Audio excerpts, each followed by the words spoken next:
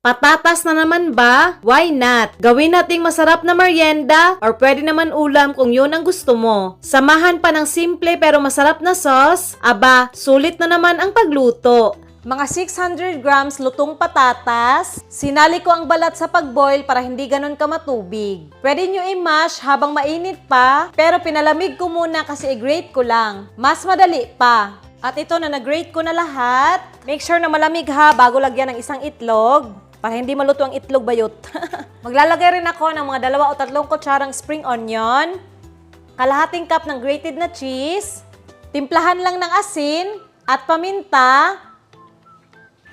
Paghaluin muna para matansya natin kung medyo moist pa. Ayan o, moist pa. Dito na tayo maglalagay ng 1 kutsarang cornstarch muna. Yan, dahan-dahan lang sa paglagay ng cornstarch. Hanggang ganito 5 kutsarang cornstarch ang nilagay ko. Itong mga hotdog, hindi na to kailangan lutuin. Butas-butasan lang gamit ang tinidor. Ganyan Then i-pat dry. Ang goal natin is para matanggal ang extra moist. Gagamit ako ng gloves. Pwede naman lagyan ng mantika ang kamay kung walang gloves. Yan, 3 kutsara. Tapos, i-flatten lang. Then, tapos itong hotdog, ilagay natin sa gitna. Tapos, ibalot natin sa potato mixture. Ganyan, Tapos, ibalot na natin sa flour, sa beaten egg. Tinanggal ko yung gloves. Tapos, sa breadcrumbs. Then, bahagyang i-press para hindi matanggal. Yan na, Tapos, set aside. Yan, nakagawa ako ng malalaking 6 pieces. Ilagay ko lang sa freezer ng mga 15 to 20 minutes lang para hindi masyadong soft pag prito. At ito na, after 20 minutes sa ref, magpapainit ako ng mantika dito. Mainit na, mag-fry na tayo.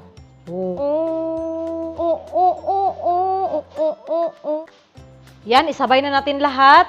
Tapos, prituhin lang natin hanggang maging golden brown. At yan na, nag-brown na, Yan, hanguin na natin. At ito na yung 6 na piraso, Tapos, gagawa natin to ng sauce. Sobrang dali lang nito. 1/2 cup mayonnaise. Mga 4 cloves minced garlic. Kalahating kutsarang vinegar. Kalahating kutsarang asukal. Konting asin. At paminta. Hello, Ern. Tapos, mag-add lang ng tubig kung gusto mo medyo lighter yung sauce. Yan, ganito lang kasimple ang garlic mayo. At ito na yung garlic mayo. Subukan na natin to. Sausaw. Kain. Wow. Wow, ang sarap. Ganyan sa loob,